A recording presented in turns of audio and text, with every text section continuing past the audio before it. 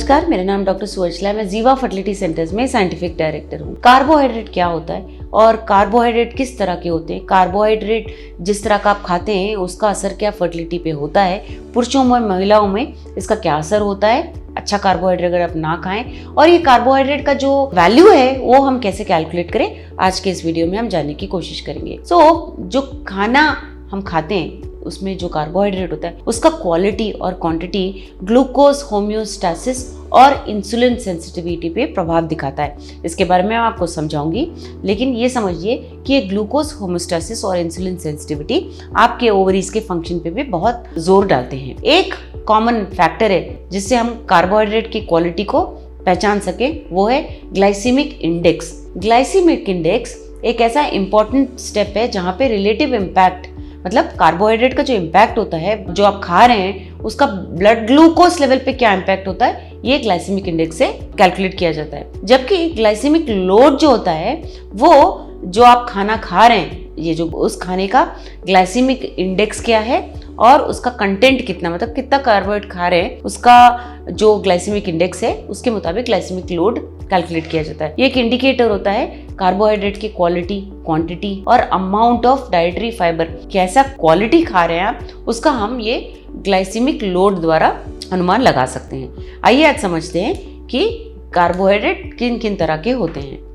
मैंने आपको बताया था कि होम्योस्टैसिस के बारे में बताऊंगी, पहले उसके बारे में जानते हैं। ग्लूकोज होम्योस्टैसिस ऐसा एक रेगुलेशन है ब्लड ग्लूकोज लेवल्स का जो हमारा बॉडी एक बहुत नैरो रेंज में रखता है। ये इंश्योर करता है कि आपके हर सेल को थ्रू आउट द बॉडी एक कांस्टेंट और एडिक्वेट सप्लाई मिलता है ग्लूकोज का, क्योंकि एनर्जी प्रोडक्शन और मेटाबॉलिक प्रोसेस के लिए ग्लूकोज बहुत महत्वपूर्ण होता है। होम्योस्टैसिस द्वारा बॉडी के हर सेल तक ग्लूकोज पहुंचता है, उसके द्वारा एनर्जी भी प्रोड्यूस होता है। ग्लूकोज एक बहुत सिंपल शुगर है जो कार्बोहाइड्रेट के ब्रेकडाउन के बाद, जो आप खाते हैं कार्बोहाइड्रेट डाइजेस्ट होता है, समझिए ब्रेकडाउन के बाद ग्लूकोज तैयार होता है और ये प्राइमरी सोर्स ऑफ एनर्जी है सारे सेल्स के लिए और हमारे बॉडी के सारे फंक्शंस के लिए ये ग्लूकोज बहुत महत्वपूर्ण आता है। महिलाओं में देखते हैं कि अगर गलत तरह का कंजम्पशन हो कार्बोहाइड्रेट का तो क्या प्रॉब्लम हो सकता है। अगर हम महिलाओं में स्टडीज देखें तो ये दिखाया गया है कि कार्बोहाइड्रेट अगर ज़्यादा रहे, मतलब अच्छा क्वालिटी का कार्बोहाइड्रेट अगर ना रहे,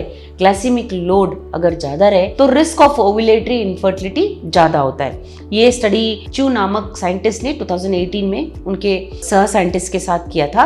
उन्होंने देखा कि ओव्यूलेटरी डिस्टर्बेंसेस, अंडा ठीक से रिलीज ना हो पाना, टाइम पे ना होना, ये सब डिस्टर्बेंसेस कार्बोहाइड्रेट ठीक से ना खाने पे या क्वालिटी या क्वांटिटी अगर आप ठीक से ना खाएं तो ये प्रॉब्लम हो सकता है। पुरुषों में देखा गया है कि अगर ज्यादा कार्बोहाइड्रेट कंटेंट हो तो स्पर्म्स का मोटिलिटी खराब हो सकता है, स्पेशली प्रोग्रेसिव मोटिलिटी, यानी जब फास्ट हिलने वाले स्पर्म्स होते हैं उनकी मोटिलिटी में ये असर देखा गया है। काफी सारे रिसर्चर्स ने बताया है कि लो कार्बोहाइड्रेट डाइट अगर आप खाते हैं तो आपका कंसेप्शन चांसेस, यानी आपके प्रेगनेंसी चांसेस 5 गुना ज्यादा बढ़ जाते हैं। हाई लेवल्स ऑफ कार्बोहाइड्रेट अगर हो, स्पेशली रिफाइंड कार्बोहाइड्रेट्स जो मेटाबॉलिक सिस्टम पे असर दिखाते हैं, ये आपके ओबेसिटी का कारण बन सकते हैं, ये इनफर्टिलिटी का भी कारण बन सकता है। सिंपल कार्बोहाइड्रेट्स जो सबसे डेंजरस होते हैं, जिन्हें हम प्रोसेस्ड कार्बोहाइड्रेट्स भी कहते हैं, जो पाए जाते हैं प्रोसेस्ड मीट्स में, कैंड प्रोडक्ट्स में, जो कैन में जो प्रिजर्वेटिव्स के साथ तैयार होते हैं, फ्रोजन फूड्स में, बेकरी आइटम्स में, स्नैक्स में,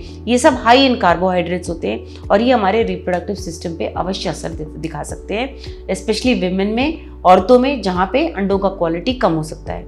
हाई कार्बोहाइड्रेट्स खाने से मेटाबॉलिक हेल्थ इन अंडों का भी बिगड़ सकता है। इन्फ्लेमेशन यानी सूजन बॉडी का ज़्यादा हो सकता है, इससे माइटोकॉन्ड्रिया पे भी असर पड़ सकता है। माइटोकॉन्ड्रिया एक पावर हाउस है और अंडों के अंदर जो ये माइटोकॉन्ड्रिया होता है ये भी डैमेज हो सकता है, जिसके कारण डीएनए में भी डैमेज हो। स्पर्म्स में भी मोटिलिटी और आकार पर इस हाई कार्बोहाइड्रेट कंटेंट डाइट का असर देखा गया है। कॉम्प्लेक्स कार्बोहाइड्रेट दूसरी तरफ अच्छा कार्बोहाइड्रेट होता है, जिसे स्लो कार्बोहाइड्रेट भी कहते हैं। ये लॉन्गर चेन्स ऑफ मॉलिक्यूल्स होते हैं जो धीरे धीरे डाइजेस्ट होते हैं। थोड़े एग्जांपल्स देती हूँ, जैसे oats, brown rice, sweet potato हो गया, रतालू जिसे कहते हैं, बीन्स, कुछ ऐसे फ्रूट्स और वेजिटेबल्स भी होते हैं, होल ग्रेन्स, दाल हो गए। ये slow carbohydrates vitamin, minerals, fibre contain करते हैं और ऐसे कार्बोहाइड्रेट्स आपके ब्लड शुगर लेवल्स को मेंटेन करते हैं, जिससे आप ज्यादा भूख महसूस नहीं करते। ये जो कार्बोहाइड्रेट्स है उसको आपको बहुत देख समझ के चूज करना चाहिए। ऐसा मानिए कि स्लो और लो सोचिए। स्लो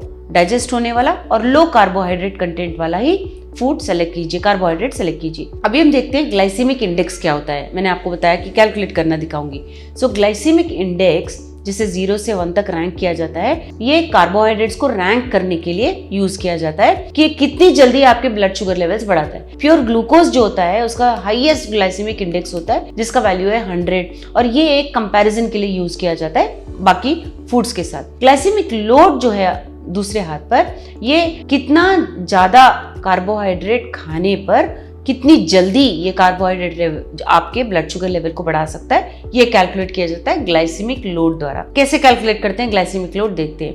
ग्लाइसेमिक लोड कैलकुलेट करने के लिए ग्लाइसेमिक इंडेक्स को डिवाइड किया जाता है क्वांटिटी ऑफ कार्बोहाइड्रेट जो आप खा रहे हैं उसके क्वांटिटी पर डिवाइड किया जाता है, जो पर सर्विंग देखा जाता है, और इसे मल्टीप्लाई किया जाता है 100 से। ग्लाइसेमिक लोड इसका मतलब ये है, ग्लाइसेमिक लोड अगर आप फॉर्मूला देखिए, glycaemic load is equal to glycaemic index into carbohydrate, यानी कितने ग्राम्स खा रहे हैं डिवाइडेड बाय 100। तो जब ये एक ऑप्टिमल फर्टिलिटी डाइट कैलकुलेट किया जाता है, ग्लाइसेमिक लोड को महत्व दिया जाता है क्योंकि इससे पता लगता है कि कितने सर्विंग्स खाने पे आपका ब्लड शुगर इफेक्ट होगा।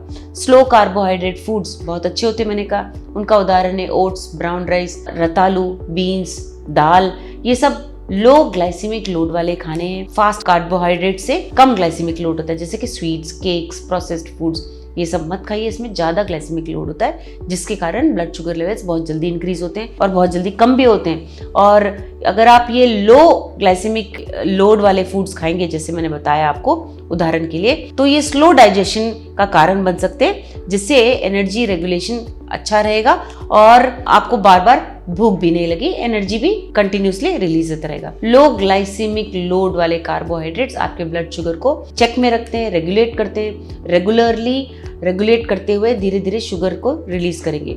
नहीं तो अगर आप ज्यादा ग्लाइसेमिक लोड वाले खाना खाते हैं तो आप टायर्ड होते हैं, इरिटेटेड होते हैं, डिप्रेस्ड होते हैं। जब भी आपका ब्लड शुगर लेवल्स बहुत कम हो जाते हैं तो ओट्स, बीन्स, लेंटिल्स खाने पे आपको बहुत असर दिखेगा क्योंकि ये ब्लड शुगर लेवल्स को बैलेंस रखते हैं। और कॉम्प्लेक्स कार्बोहाइड्रेट एक और महत्वपूर्ण रोल प्ले करता है, एक ट्रिप्टोफैन नामक इंपॉर्टेंट पदार्थ को रिलीज करता है।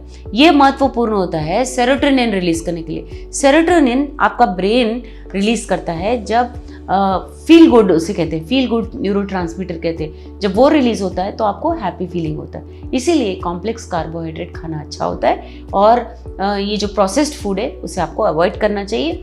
फर्टिलिटी के लिए ही नहीं, जनरल हेल्थ के लिए भी ये अच्छा होता है। इसके बारे में और जानकारी के लिए अवश्य जीवा फर्टिलिटी सेंटर्स आइए। Thank you. हमने इस वीडियो को बनाने में बहुत मेहनत की है, ज़रूर हमें सब्सक्राइब और लाइक कीजिए। Thank you.